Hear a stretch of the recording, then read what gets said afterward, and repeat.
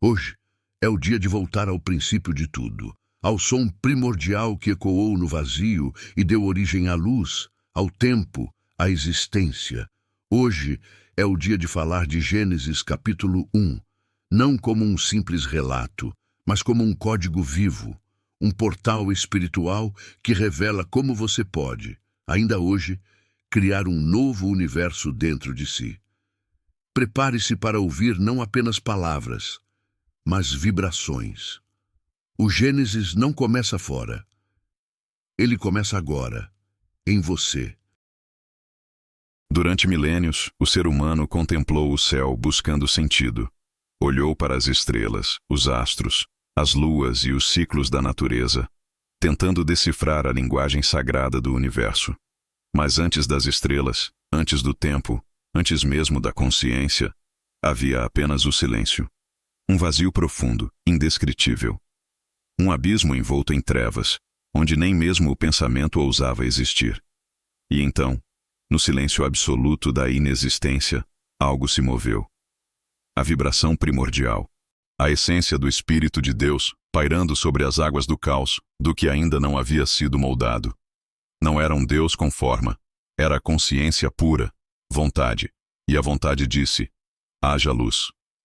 Esse comando não foi um simples ato de iluminação física. Foi o nascimento da consciência, a primeira separação, a primeira distinção entre aquilo que é e aquilo que não é. Luz e trevas, consciência e inconsciência. E a partir dessa divisão, todo o universo começou a se organizar. Cada separação realizada por Deus não foi um afastamento, mas uma estruturação, uma ordenação cósmica. Cada camada do Gênesis não descreve apenas uma criação material, descreve estados de consciência espiritual, níveis de vibração que nos conduzem de volta à unidade primordial. No segundo dia, Deus cria a expansão, os céus. A separação das águas simboliza a divisão entre o plano físico e o plano espiritual. As águas superiores representam as verdades eternas, os mistérios ocultos. As águas inferiores são as manifestações visíveis. O mundo terreno, sujeito à ilusão, à dualidade. Quando Deus separa águas de águas, Ele não divide apenas o espaço. Ele está revelando que há mundos dentro de mundos, camadas dentro da existência, dimensões que coabitam a mesma criação. Tudo interligado, tudo vibrando em ritmos diferentes. No terceiro dia, surge a terra firme, a matéria, o lugar onde o invisível começa a ganhar forma. É a manifestação do arquétipo.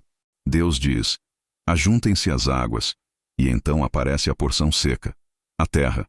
E a terra é dada a ordem de frutificar, de se multiplicar conforme sua espécie. Veja, ainda não existem homens, mas a natureza já carrega em si o princípio da abundância. Isso não é coincidência. É o primeiro ensinamento espiritual de prosperidade. A abundância não é uma recompensa. Ela é um estado natural da criação. O universo foi criado para florescer. Tudo o que vibra na frequência do divino cresce, se expande, multiplica-se. No quarto dia, os luminares são criados: o sol, a lua e as estrelas. Mas atenção, a luz já havia sido criada no primeiro dia.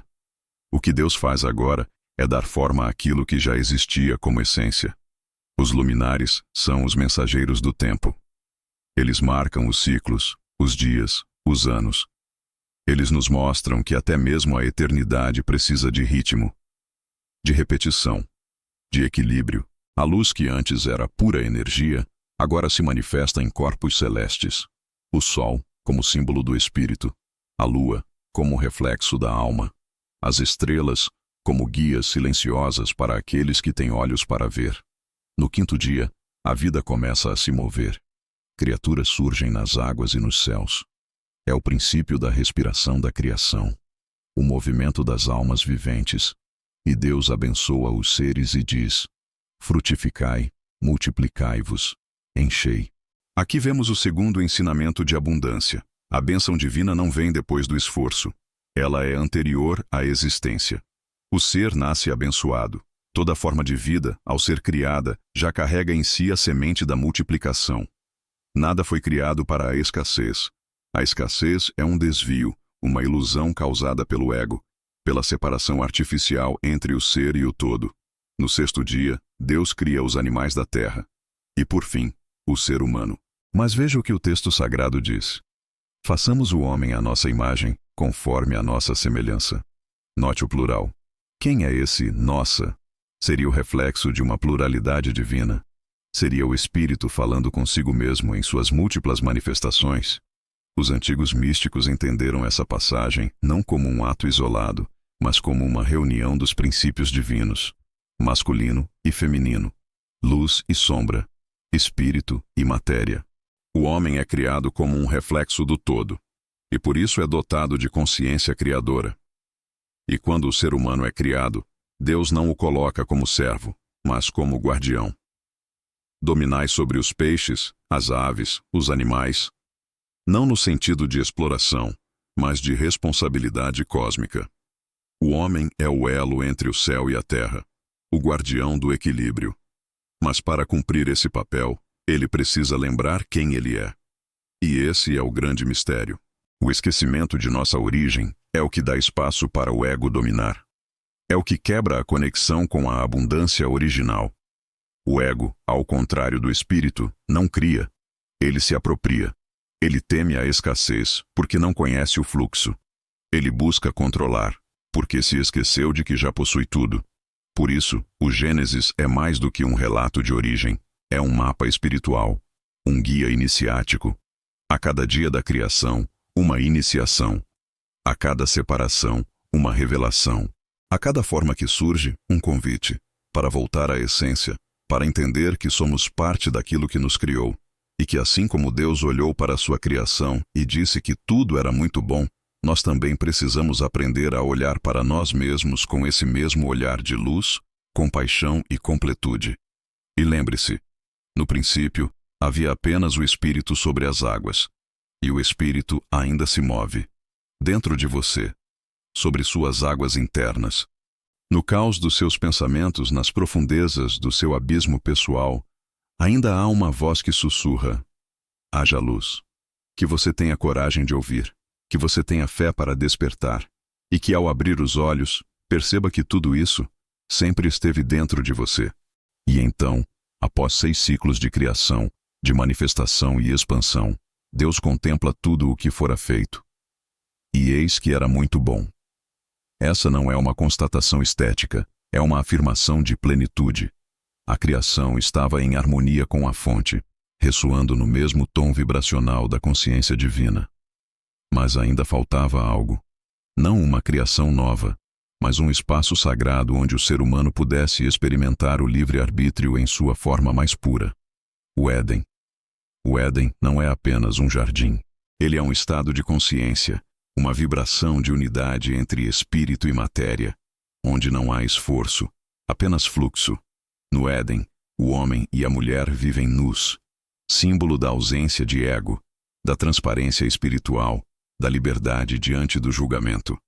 Ali, o masculino e o feminino existem em equilíbrio, sem competição, sem hierarquia, como forças complementares do mesmo divino.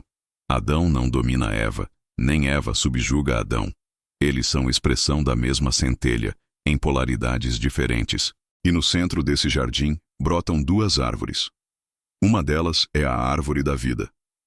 A outra, a do conhecimento do bem e do mal.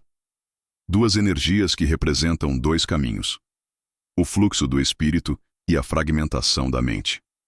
A árvore da vida representa a união, o eterno presente, a conexão direta com Deus. A árvore do conhecimento representa a separação, a dualidade, a ilusão de controle. Comer do fruto da dualidade é o nascimento do ego.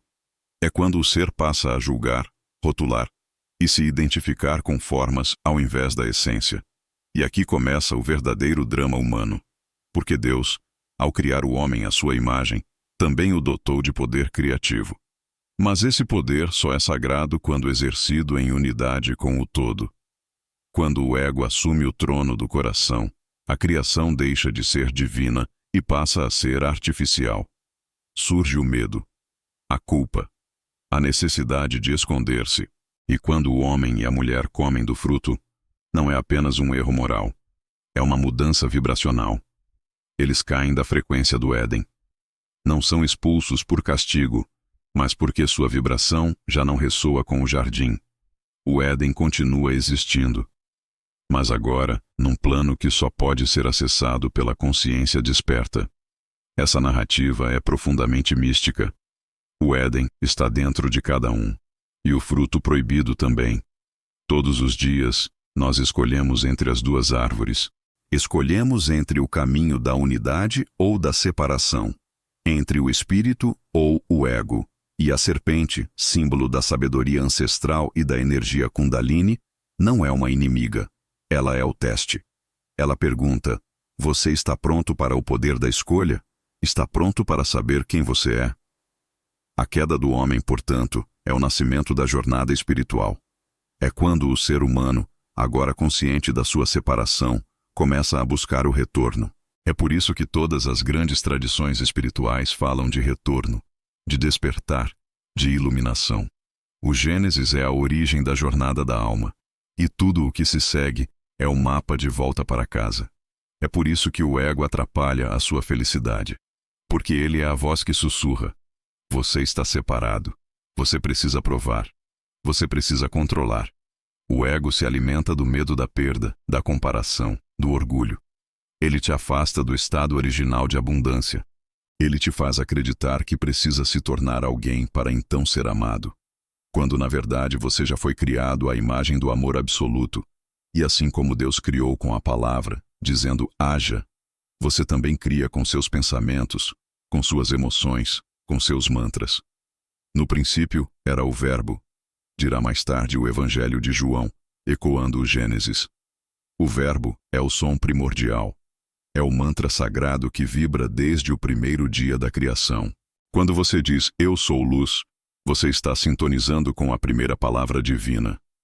Quando você repete Om, Shalom, Aham Brahmasmi, sou filho da luz, você está dizendo eu me lembro de quem eu sou. E agora, neste exato momento, o Espírito de Deus ainda paira sobre as águas, não do planeta, mas sobre as águas do seu inconsciente. Está esperando o seu comando, esperando que você diga com fé: haja luz.